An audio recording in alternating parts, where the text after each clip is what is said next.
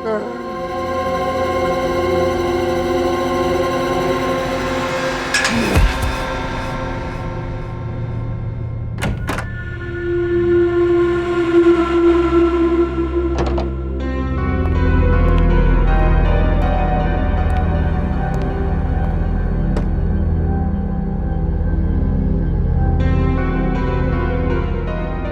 Anniversary प्रीति।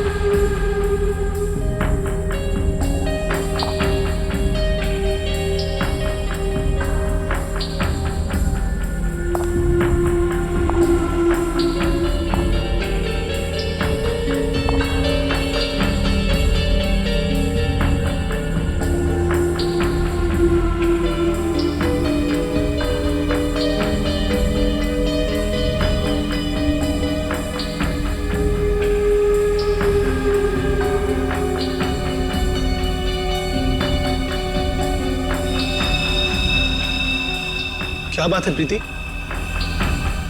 तुम ठीक तो हो ना?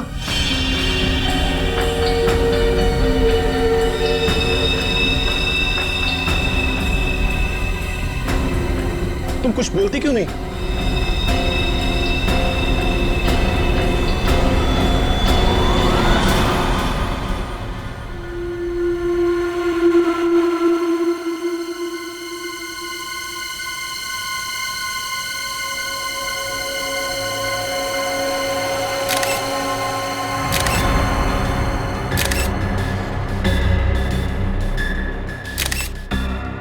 तीन, चार, पाँच, छह, सात बार चाकू से घुपा गया इस विशाल का। एक पत्नी अपने पति को इतनी बेरहमी से मारेगी, वो भी शादी के सालगिरह के दिन, यकीन ही नहीं हो रहा। हाँ सर, इसकी लाश को देखकर लग रहा है इसकी पत्नी बहुत नफरत करती होगी इससे।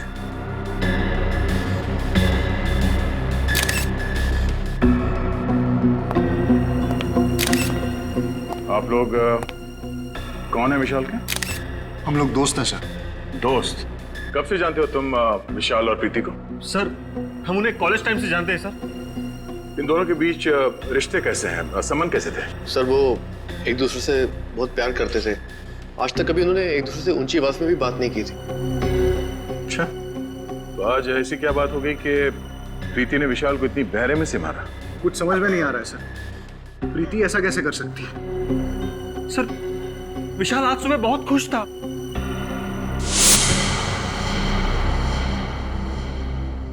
हैप्पी एनिवर्सरी प्रीति। मैं दुनिया का सबसे खुश नसीब पति हूं जो मुझे तुम्हारे जैसी बीवी मिली। काश आने वाले हर जन्म में तुम मेरी ही बनकर रहो। क्या बात है, बीवी की फोटो के साथ इतनी रोमांटिक बातें हो रही है। अबे साथ में होती होगी तो ये जनाब तो शायर बन जाते होंगे। यार ये तो बहुत गलत बात है, दरवाजा खटखटा के आना चाहिए था ना। अच्छा, तुम लोगों ने मेरी सारी बातें सुन ली। अरे सुन ली तो क्या हुआ, वो हमारे कॉलेज का दोस्त है यार, लंगोटिया यार। और प्रीति को इम्प्रेस करने के तरीके हम ही से तो पूछता था। भूल गया? कैसे भूल सकता हूँ यार, मेरे घोड़ी चढ़ने का श्रेय तुम लोगों को ही तो जाता है। वो बात तो है, और इसीलिए आज हमें पार्टी चाहिए। हाँ पार्टी? हाँ, तेरी वेडिंग एनिवर्सरी की पार्टी यार। यार प्रीति से पूछना पड़ेगा। क्या बात कर रहा है यार, उसे पूछने की क्या जरूरत है? अरे सरप्राइज दे देते उसको, वो खुश हो जाएगी। आइडिया तो अच्छा है, ठीक कह रहा है तू। मैं भी कुछ ऐसा ही सोच रहा था। है ना? तो आज रात 10 बजे पार्टी पक्की। Done done done done. और फिर जब हम अंदर घुसे तो हमने देखा विशाल जमीन पे पड़ा हुआ था और प्रीति उसके पास बेहोश थी। और हाँ, प्रीति के हाथ में एक चाकू था, खून से सना हुआ।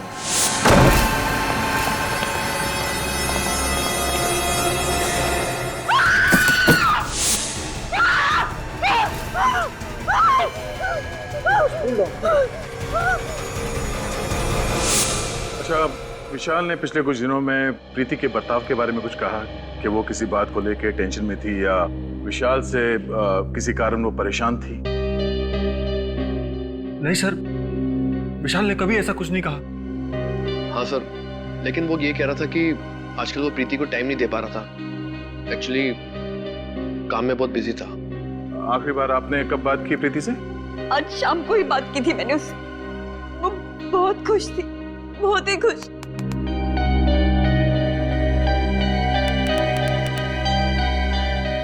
सर, प्रीति, प्रीति, प्रीति, क्या हुआ था यहाँ पे? प्रीति, तुम ठीक हो? हमारी आवाज सुनाई दे रही है तुम्हें? सर, लगता है सदमे में है।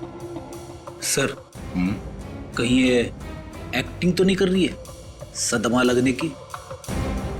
शायद काम करो, इसे ब्यूरो लेके चलो।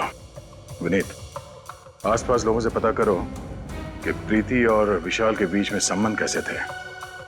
अफेड़ी, इनके दोस्तों का नाम और एड्रेस ले लो और इनसे बोलना कि जब तक ये केस सॉल्व नहीं हो जाता कोई भी शहर छोड़ के बाहर नहीं जाएगा। सर, ये प्रीति तो कुछ बोलने को तैयार ही नहीं। लगता है अपने पति की मौत का गहरा सदमा लगा उसे। सदमा कैसा सर? इसने अपने ही हाथों से अपने पति विशाल का खून किया है। हाँ, सचिन, पर कुछ तो है जो इसे बाकी के खूनियों से अलग करता है। विशाल के खून के बाद इसने भागने की कोशिश नहीं की और ना ही कोई बहाना बनाया।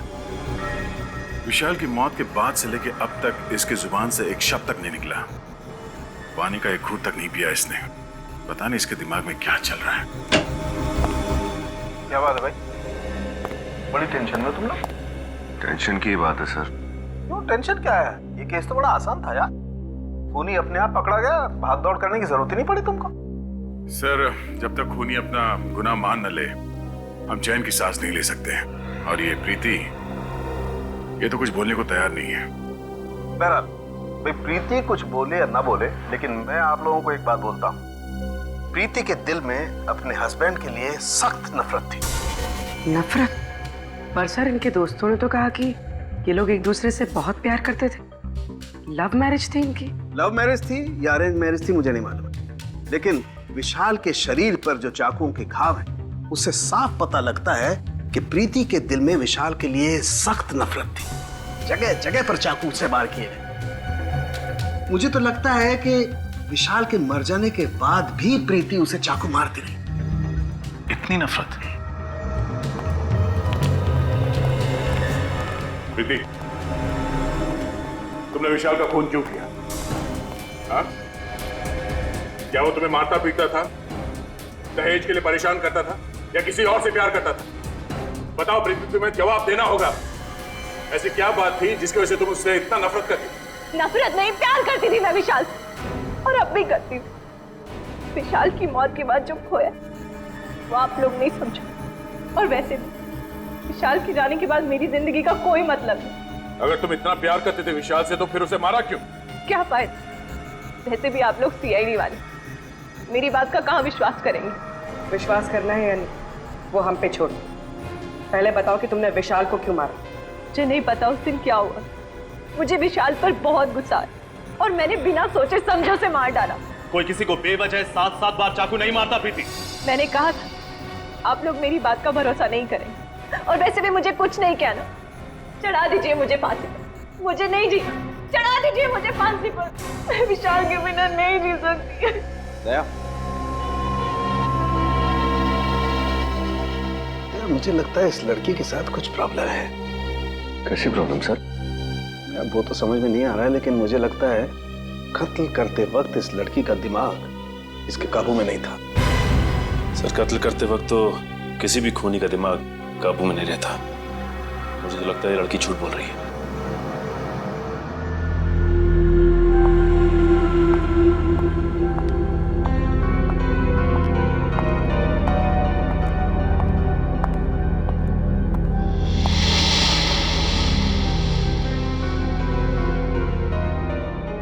आ गई तू?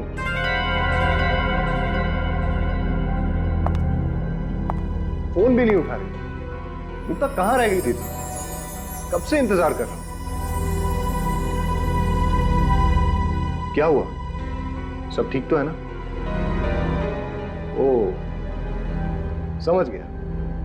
लगता है इस बार तुमने फिर से क्रेडिट कार्ड की लिमिट एक्सीड कर दी है ना? डोंट वरी, मैं कमाता किसके लिए हूं यार? तुम्हारे लिए। अभी बहुत लेट हो रहे हैं, चलते हैं, ठीक है?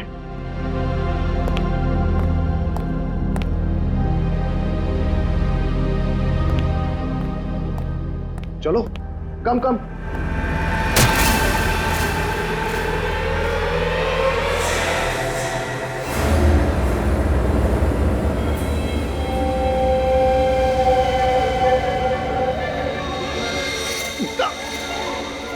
क्या किया तुमने? क्या कर रही हो ये?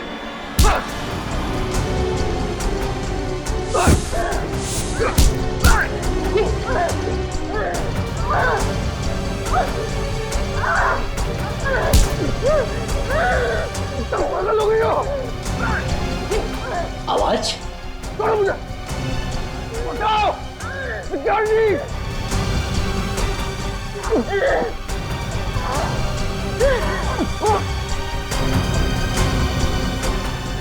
छोड़ो! क्या कर रही हो? मैं क्या कर रही हूँ? अरे छोड़िए! आप क्या कर रहे हैं? अरे छोड़िए मैडम! ठीक तो है ना सर? मुक्ता, ये क्या कर रही हो? पागल हो गई हो? होश में आओ!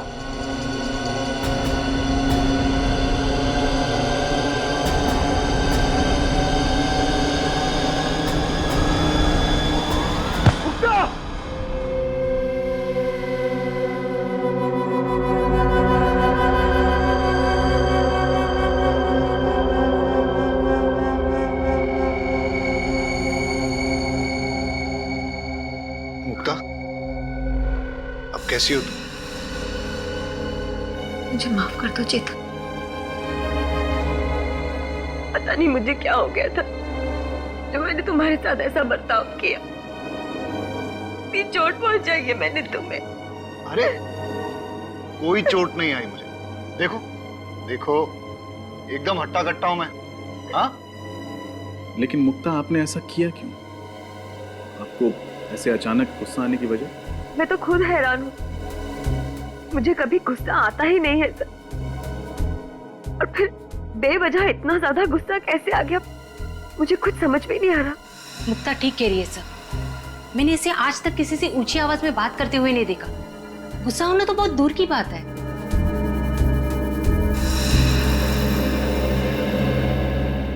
तो आप दोनों का कहना है कि आप लोगों ने अपने अपने पतियों पे इसलिए हमला किया क्योंकि आप लोगों को अचानक उन दोनों पे बहुत तेज गुस्सा आने लगा।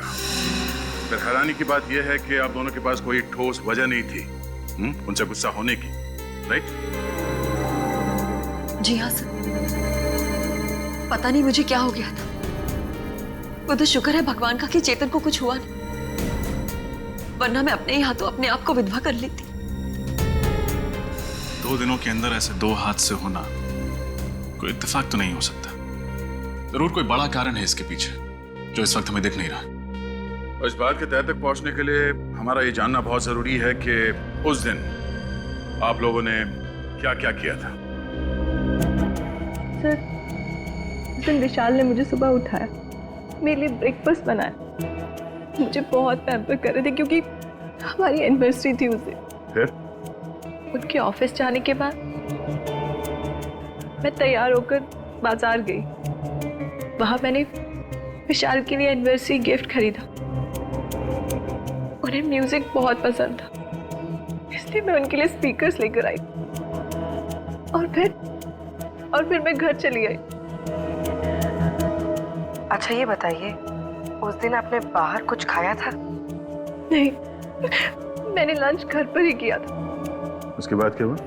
उस दिन जब मैं घर वापस आई तो दरवाजे पर एक गिफ्ट पार्सल पड़ा था और उसमें लाल रंग के जूते थे जिस पर विशाल ने एक नोट लिखा था, हैप्पी एनिवर्सरी। उसके बाद मैं विशाल के घर आने का इंतजार करने लगी। खुद को संवारने लगी, विशाल की पसंदीदा साड़ी पहनी और उसके वो भेजे हुए जूते पहने।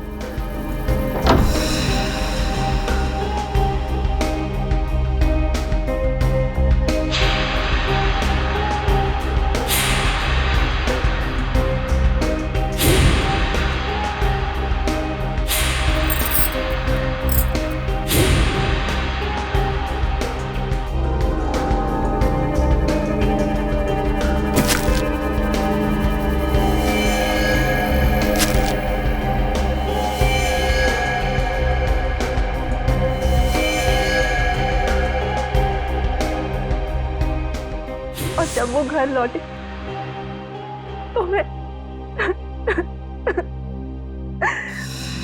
और मुक्ता जी, आपने क्या किया था उस दिन?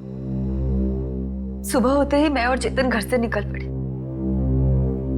वो अपने ऑफिस चले गए और मैं अपने बैंक का काम खत्म करके मार्केट में ही घूमने लगी। फिर मैं एक जूते की दुकान में गई। ये बिल्कुल नया स्टॉक है मैम, आपको जरूर पसंद आएगा। ये है तो बहुत प्यारी, लेकिन क्या आपके पास इनमें लाल कलर है? नहीं मुक्ता जी, लाल कलर के जूते आउट ऑफ स्टॉक है। भाई साहब, मैं पार्टीज में ना सिर्फ लाल कलर पहनती हूँ, मंगा दीजिए ना। अरे क्यों नहीं मुक्ता जी, आपके लिए क्यों नहीं मंगवाऊंगा। मुझे शाम तक का वक्त दीजिए, मैं लाल कलर का जूता आपके घर पे भिजवा दूंगा। ठीक है, लेकिन 4 बजे तक भिजवा दीजिएगा। ओके? वही जूते पहन के मैं चेतन के ऑफिस गई और फिर ऑफिस। अच्छा ये बताइए कि आपने बाहर कुछ खाया पिया था क्या? जी हाँ, मैंने और चेतन ने लंच बाहर ही किया था।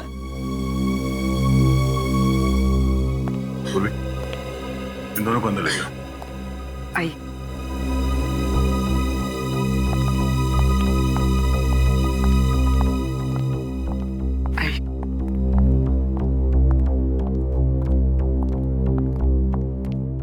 सर, दोनों कहानियों में एक चीज कॉमन है, लाल जूते। हाँ रजत, पर इन लाल जूते में ऐसी क्या बात हो सकती है? मगर सर, प्रीति को ये लाल जूते उसके पति ने गिफ्ट किए थे और मुक्ता को दुकानदार ने होम डिलीवरी की थी। हाँ विनीत, मगर ये लाल जूते ही है जो इन दोनों कहानियों को आपस में जोड़ती है।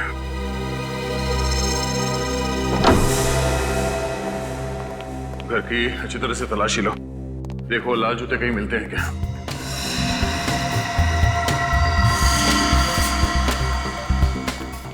निखिल तुम अंदर चेक करो, मैं यहां देखता हूं।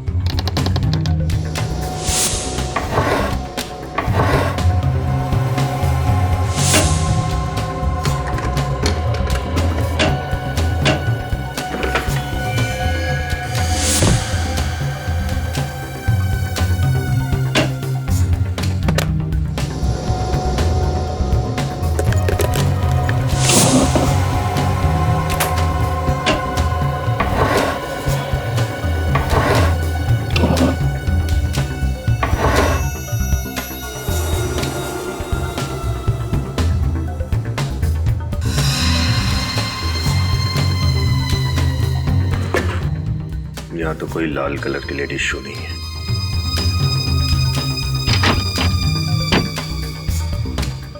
सर जूते अंदर नहीं है, यहाँ भी नहीं। चेतन, जूते कहाँ हैं? यहीं कहीं होने चाहिए सर। यहीं कहीं होने चाहिए, तो हैं कहाँ? नहीं सर, यहाँ पे तो नहीं है। सर, बेडरूम में भी जूते नहीं मिले। सर यहाँ भी नहीं मिले।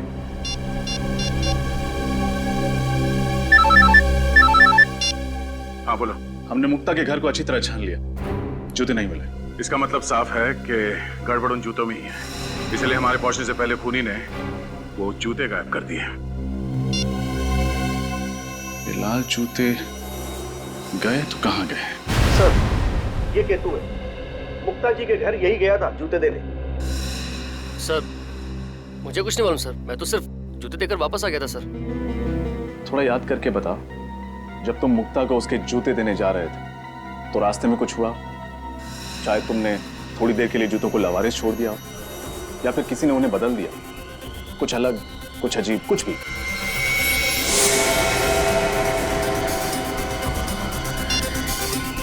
हेलो, हाँ सर, एड्रेस मिल ही नहीं रहा है, कौन सा पता देकर रखा है, मिल ही नहीं रहा है।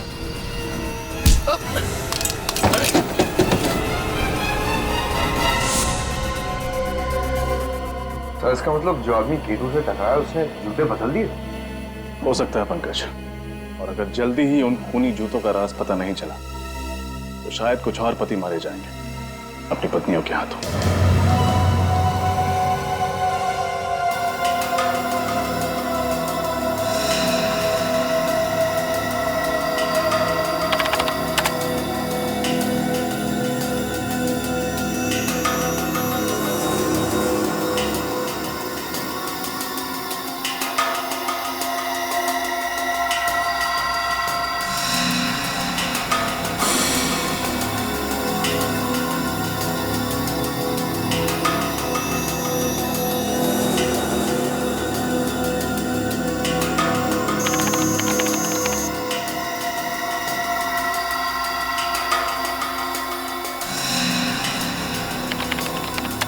आप लोग उठ सकते हैं।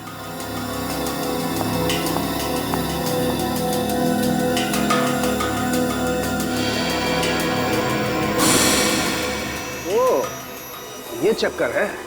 क्या चक्कर है डॉक्टर साहब? अभिजीत, मुझे खूनी का पता लग गया है। कौन है सर? जूते। जूते? वही लाल जूते जो इन दोनों लड़कियों ने पहने हुए थे। डॉक्टर साहब ये कैसे हो सकता है? रजत, उन जूतों में ऐसा कुछ खास था जिसकी वजह से जो भी उन जूतों को पहनता शायद खून करने लगता। मतलब सर, उन जूतों को अगर मैं पहनती तो मैं भी खून कर देती? शायद, चांसेस हैं। क्या बात कर रहे हैं डॉक्टर साहब? ऐसा क्या है उन जूतों में कि उन्हें पहन के एक आदमी खूनी बन जाएगा? मैं बताऊं। हाँ, ये देखो, इन दोनों के पैरों पर ये छोटा सा इंजेक्शन का निशान।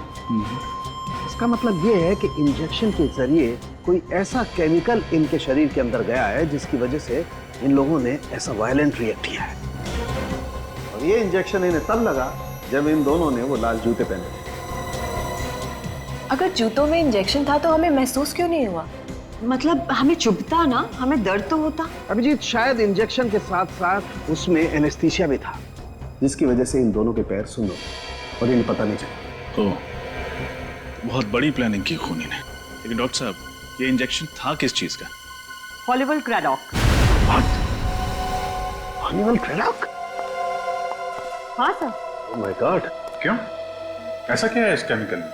ये एक ऐसा केमिकल है अभिजीत, जो अगर इंसान के शरीर में चला जाए तो उसका ब्लड प्रेशर बहुत हाई हो जाता है, उसके दिमाग में तूफान मचने लगता है, उसे इतना ज्यादा गुस्सा आने लगता है कि वो अपने होश में नहीं रहता, बहुत ही हिंसात्मक, वायलेंट हो जाता है, और ऐसी हालत में वो किसी का खून भी कर सकता है। मतलब सर बहुत ही खतरनाक केमिकल है। हाँ मीने, इसीलिए इस केमिकल पर बैन है। कई देशों में तो इस केमिकल को जानवरों पर इस्तेमाल किया जाता है, ये पता लगाने के लिए कि आखिर वो जानवर कितना वायलेंट हो सकते हैं। डॉक्टर साहब, ये बॉडी में जाने के बाद इस केमिकल को कितना टाइम लगता है असर दिखाने में? ज्यादा से ज्यादा 10 मिनट। 10 मिनट? लाल जूते और उसमें ये केमिकल वाले इंजेक्शन। सर एक बात तो तय है, खूनी ने प्रीति और मुक्ता के बारे में अच्छे से रिसर्च की थी। वो जानता था कि मुक्ता का पसंदीदा जूतों का ब्रांड कौन सा है। इतना ही नहीं रजत, खूनी को अच्छी तरह से मालूम था कि कौन सा वक्त सही है उन दोनों के लिए अपने पति विशाल और चेतन को मारने के लिए। हाँ सर, अगर ये खून करने की कोशिश इन लोगों ने उस वक्त की होती जब वहां लोग मौजूद थे, तब शायद इनका प्लान फेल हो जाता। बिल्कुल हो जाता कि वहां पे मौजूद लोग विशाल को बचा लेते। असली खूनी को अच्छी तरह से पता था कौन से वक्त पे इस जुर्म को अंजाम देना चाहिए। सर, ये प्रीति और विशाल का घर में अकेला होना तो समझ में आता है, लेकिन मुक्ता तो चेतन के ऑफिस में गई थी ना, तो उसे कैसे पता चला कि चेतन ऑफिस में किस वक्त अकेला रहने वाला है? इस मुक्ता से पूछ लेते हैं। सर, कुछ पता चला ये सब कौन कर रहा था? अभी तक तो नहीं, पर आप लोग चिंता मत कीजिए, बहुत जल्दी असली गुनहगार हमारे सामने होगा। मुक्ता जी, एक बात बताइए, आप ठीक उसी वक्त कैसे पहुंची चेतन के ऑफिस में जब वो बिल्कुल अकेला था? सर, मैं तो 4 बजे जाने वाली थी, लेकिन इनका फोन आया था कि मैं 4 बजे ना जाके 6 बजे जाऊं। ये मीटिंग में बिजी थी। मतलब चेतन ने तुम्हें खुद 2 घंटे देरी से आने के लिए कहा? क्या कह रही हो मुक्ता? मैंने तुम्हें ऐसा कोई फोन नहीं किया था। मैं तो खुद हैरत में था कि इसे आने में इतनी देर क्यों हुई। अगर आपने फोन नहीं किया तो फिर किसने किया? ये फोन कॉल आपके मोबाइल पे आया था? नहीं सर, मेरे लैंडलाइन पे आया था। सचिन, पता करो 24 तारीख दोपहर 4 बजे के आसपास इनके लैंडलाइन पे किसका फोन आया था।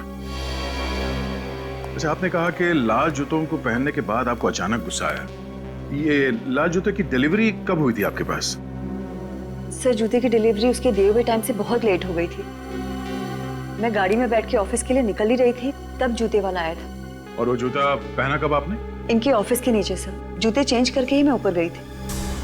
लेकिन सर, अगर खूनी चाहता था कि मुक्ता नए जूते पहनकर ऑफिस जाए, तो वो आखिरी मिनट तक इंतजार क्यों करता? मतलब ये भी तो हो सकता था कि मुक्ता नए जूतों को गाड़ी में ही रहने देती और पुराने जूतों में ही चेतन से मिलने चली जाती। हो सकता रजत, पर उस दिन ये दोनों पार्टी में जाने वाले थे, तो शायद मुक्ता कार में जूते पहन लेती और खूनी के पास अच्छा मौका भी था चेतन को मारने का, है ना, क्योंकि ये दोनों अकेले थे। पता नहीं हम दोस्तों के पीछे कौन हाथ धो के पड़ गया। हमने तो किसी का कुछ भी नहीं बिगाड़ा। चेतन दिमाग पर जरा जोर डाले, कोई पुराना किस्सा याद आता है, कोई पुरानी दुश्मनी, छोटी ही सही, कोई भी नाम? आप लोगों को किसी पे शक नहीं है?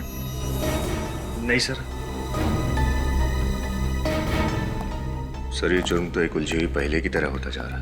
अगर इनका कोई दुश्मनी नहीं था, फिर कौन ऐसा होगा जो इतनी गहरी साजिश रचेगा इन दोनों को मारने के लिए? ये सब कुछ एक सोचा समझा हुआ प्लान है। खूनी ने ऐसा वापरा जैसे शतरंज के खिलाड़ी घोड़ों और ऊंट को वापरता है। हाँ सर, खूनी ने ये सब उन जूतों के जरिए किया है, उनमें इंजेक्शन फिट करके। इसका मतलब है वो जूते ऑर्डर दे के बनवाए गए थे, तभी तो सोल के नीचे इंजेक्शन रखने का जगह बना पाया वो। सर, फिर तो खूनी लेदर मार्केट भी गया होगा चमड़ा खरीदने। बिल्कुल गया होगा। उन सारी दुकानों में जाके पता करो जहाँ पे ये जूते बनते हैं या फिर उन्हें बनाने के सामान बेचे जाते हैं। सर, उस नंबर का पता चल गया है सर। वो फोन चेतन ने नहीं बल्कि किसी अरुण कुमार ने किया था। अरुण कुमार? मुक्ता, आप किसी अरुण कुमार को जानती हैं? अरुण कुमार? नहीं सर, मैंने तो ऐसे किसी आदमी का नाम भी नहीं सुना। प्रीति, तुम? मैं किसी अरुण को नहीं जानती। शायद विशाल जानता हो। अगर विशाल जानते किसी को तो मुझे जरूर बताते। हाँ, अरुण कुमार। शायद एक अरुण था तो सही हमारे कॉलेज में, है ना? अरे नहीं, वो तो अरुण यशोधन था, अरुण कुमार नहीं। आप सब में से कोई भी अरुण कुमार को नहीं जानता, मगर वो आप सबको अच्छी तरह से जानता है। विशाल को क्यों मारा तुमने? मारा मतलब सर? विशाल? कौन विशाल सर? ये विशाल। अब कुछ याद आया? नहीं सर, इस आदमी को तो मैं पहली बार देख रहा हूँ। अच्छा, इसे तो जरूर पहचानते होगे। नहीं सर, अब ये कौन है? ये चेतन है। चेतन बन के उसकी वाइफ को फोन करते हो और कहते हो चेतन को ही नहीं पहचानते। कमाल है। सर, मैं किसी और की वाइफ को क्यों फोन करूंगा सर? मेरी खुद की वाइफ है फोन करने के लिए। झूठ मत बोलो। फोन रिकॉर्ड से हमें पता चला है कि कल शाम 4 बजे तुमने ही मुक्ता को फोन किया था। मुक्ता? सर, मैं इनमें से किसी को नहीं जानता। कौन है ये सब सर? और कल 4 बजे? हाँ सर, 1 मिनट। मैं कल शाम को 4 बजे बाजार गया था और एक आदमी ने मुझसे फोन मांगा था एक कॉल करने के लिए। एक आदमी को दिया था फोन कॉल करने के लिए। बड़ी अच्छी कहानी बना लेते हो। मैं कहानी नहीं बना रहा हूँ आप खुद सोचिए, अगर मुझे जुर्म करना होता तो मैं खुद का फोन क्यों इस्तेमाल करता? किसी पीसी या किसी और फोन से कॉल नहीं कर सकता था क्या? उस आदमी की शक्ल याद है तुम्हें जिसने तुमसे तुम्हारा फोन मांगा था? नहीं सर, थोड़ा जल्दी में था तो ज्यादा ध्यान नहीं दिया मैंने। ठीक है, अगर तुम्हारी ये कहानी झूठी निकली तो तुम अपने बच्चों को कहानी सुनाने लायक नहीं रहोगे।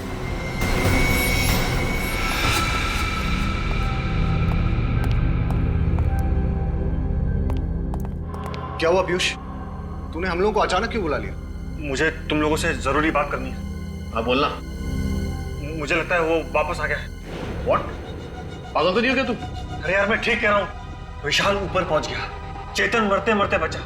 इससे पहले कि हम दोनों का टिकट कट जाए, हमें सब कुछ सीआईडी को बता देना चाहिए। दिमाग तो नहीं खराब हो गया तेरा? अगर सीआईडी को इस बात की भनक भी लग गई ना, तो तू सोच नहीं सकता वो हम लोगों का क्या हाल करेंगे।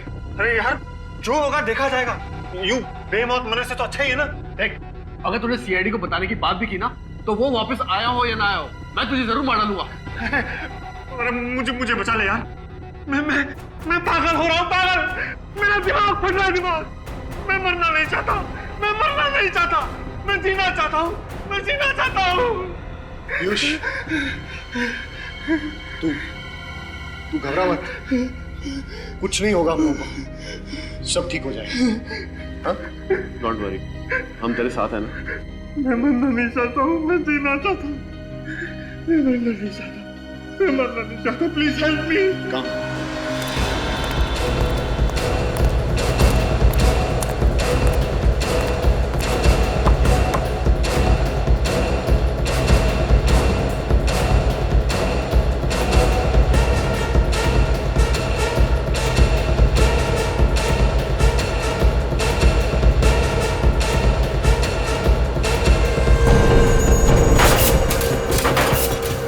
कुछ दिनों में आपके यहाँ कोई आदमी लाल रंग का चमड़ा खरीदने आया लड़कियों के जूते बनवाने के लिए? ऐसा तो यहाँ कोई नहीं आया सर।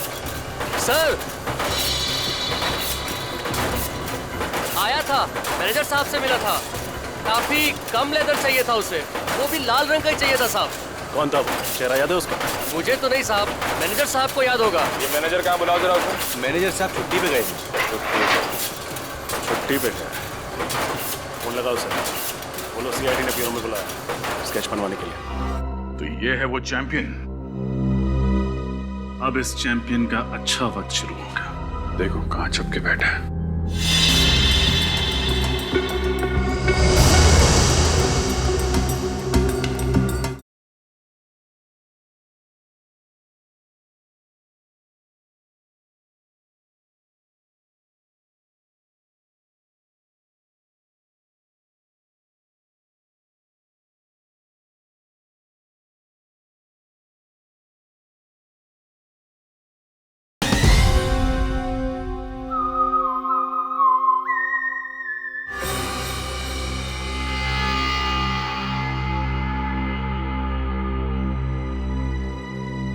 पांडुरंग दगड़ू सराफ।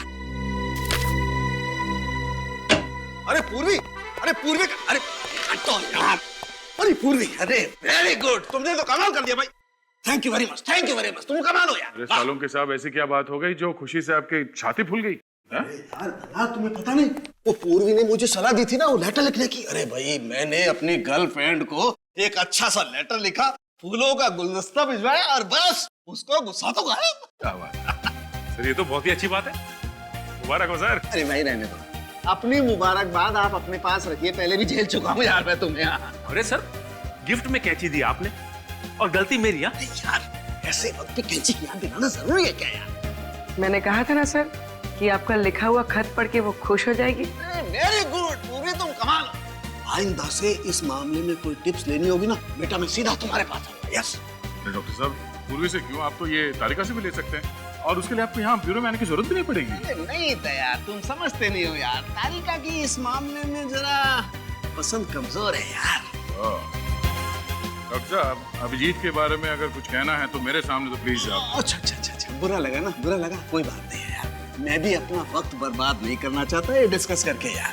अरे मेरे पास टाइम नहीं है, मुझे फेशियल कराने जाना है यार। Sir facial? और आप?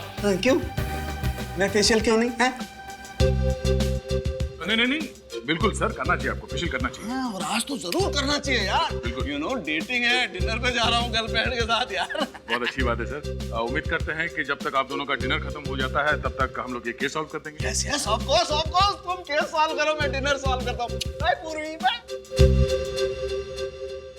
सर डॉक्टर साड़ुंकी भी कमाल के, उम्र 55 की, दिल बचपन का। अरे उनके सामने मत बोल देना, जीना हराम कर देंगे तुम्हारा। सर स्केच तैयार हो गया। गुड, देखे जरा। तो ये है वो चैंपियन। अब इस चैंपियन का अच्छा वक्त शुरू होगा।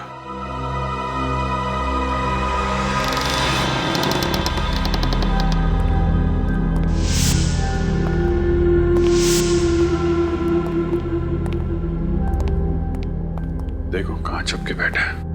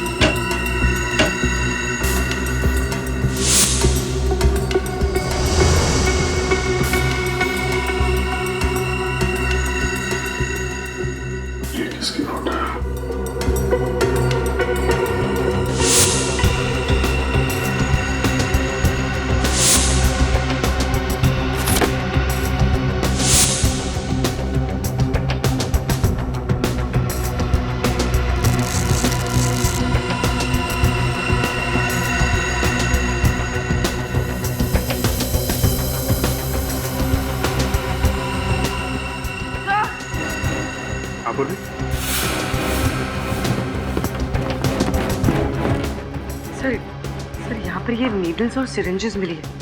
सर ये वो केमिकल जो जूतों में इस्तेमाल किया गया था।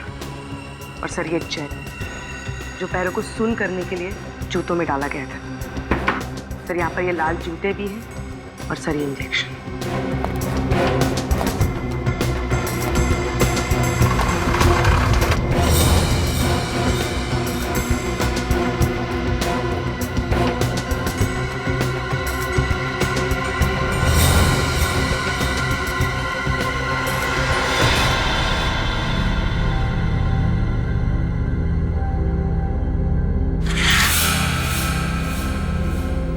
मतलब इन सब के पीछे पीयूष का ही हाथ है।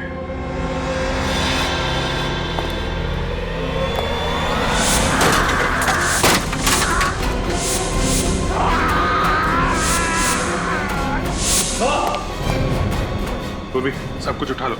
विनीत। सर पीयूष तो यहाँ मरा पड़ा है, लगता है इसने जहर पिया। My God। सर हमें तो लग रहा था यही सबको मार रहा है। फिर इस पीयूष को किसने मार दिया?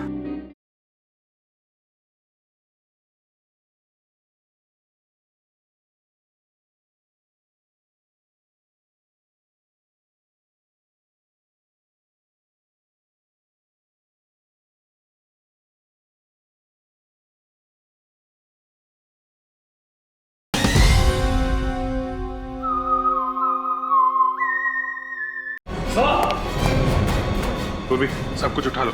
विनीत।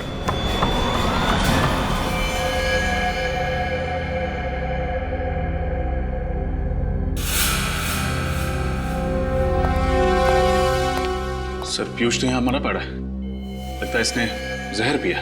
My God। सर हमें तो लग रहा था यही सबको मार रहा है। फिर इस पीयूष को किसने मार दिया? इसका मतलब इसके साथ कोई और आदमी भी मिला हुआ था क्या? सर ये देखिए, इसके जेब में से ये चिट्ठी है सर। क्या लिखा? मैंने ही विशाल का खून करवाया और चेतन पर हमला भी करवाया। नफरत करता था मैं अपने दोस्तों से। कॉलेज के दिनों से चेतन, विशाल, धीरज मुझे परेशान करते थे और बिजनेस पार्टनर बन जाने के बाद भी मुझे मेरा हक नहीं देते थे। इसलिए गुस्से में आकर मैंने उनसे बदला लेने की ठानी। अगर सीआईडी को मेरे बारे में पता चल गया, इसलिए मैं अपनी जान दे रहा हूं। पीयूष, अजीब बात है सर। जब गुनहगार को पता होता है कि एक ना एक दिन वो पकड़ा ही जाएगा, फिर गुनाह करता ही क्यों है?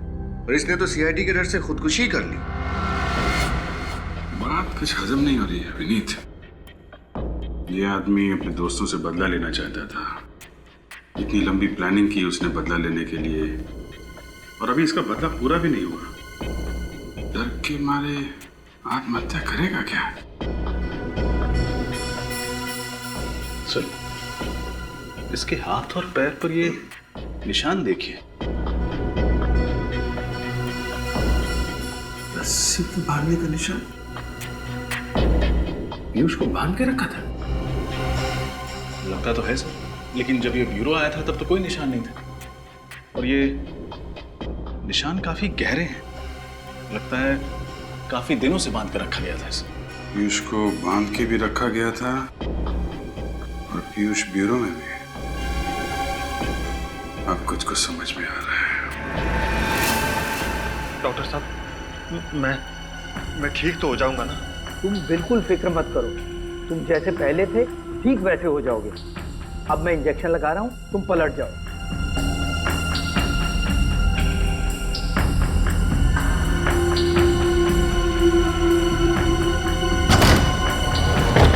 कौन हो तुम लोग? सीआईडी विजय।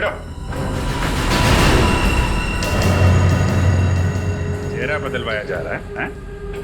चेहरा चाहे पीयूष का हो या अमित का, अंजाम तो फांसी ही है। ये क्या बकवास कर रहे हैं आप लोग? ऐसी कोई बात नहीं है। जाने दीजिए मुझे। कहाँ जा रहे हो? चेहरा नहीं बदलवाओगे? हाँ, मैं पीयूष नहीं, अमित हूँ। अमित, यही है ना तुम्हारा असली चेहरा? अब बताइए अमित जी, क्यों मारा अपने दोस्तों को तुमने? हैं? दोस्तों के नाम पे धब्बा थे वो लोग, धब्बा। क्यों? ऐसा क्या किया था उन लोगों ने तुम्हारे साथ? उनकी वजह से मैं खूनी बना। मैंने अपने हाथों से सपना की जान ले ली। कौन सपना? सपना मेरी प्रेमिका। कॉलेज के दिनों में हम एक दूसरे से बहुत प्यार करते थे। एक दिन सपना ने विशाल, पीयूष, चेतन और धीरज को एग्जाम पेपर चुराते हुए देख लिया। फिर उसने धमकी दी कि वो सब कुछ प्रिंसिपल को बता देगी। फिर इन चारों ने उसे मारने का प्लान बनाया। बस सपना तो तुम्हारी गर्लफ्रेंड थी। उनके कहने पे तुमने सपना का खून कर दिया। क्यों? क्योंकि उन चारों ने मुझसे झूठ कहा कि सपना मुझसे बेवफाई कर रही है। वो चारों अच्छी तरह से जानते थे कि मुझे मेरे गुस्से पर काबू नहीं रहता। इसीलिए बिना सच जाने मैंने सपना की जान ले ली। फिर जब तुम्हें सच का पता चला तो तुमने एक एक करके सबसे बदला लेना शुरू कर दिया। हाँ, और डॉक्टर साहब ने मेरी मदद की। इन्होंने मुझे पीयूष का चेहरा दिया, जिसका फायदा उठाकर मैंने अपने प्लान को अंजाम दिया। और पीयूष को 1 साल तक कैद कर रखा। और मैं भी यही चाहता था कि इन चारों की मौत की वजह भी वही गुस्सा हो, जिसकी वजह से मेरी सपना की मौत हुई थी। और इसीलिए मैंने जूतों में इंजेक्शन फिट किया। प्लान तो अच्छा बनाया था तुमने, लेकिन एक गलती कर दी। पीयूष के मोबाइल से आखिरी कॉल डॉक्टर साहब को कर दिया। सपना का खून किया तुमने। पश्चाताप के आंसू बहाने के बजाय अपने दोस्तों को भी मारा। तुम्हें तो फांसी ही होगी। और डॉक्टर साहब, आप पैसों की लालच में बिक गए। आपका और इनके बाकी दोस्तों का हिसाब तो अब अदालत ही करेगी।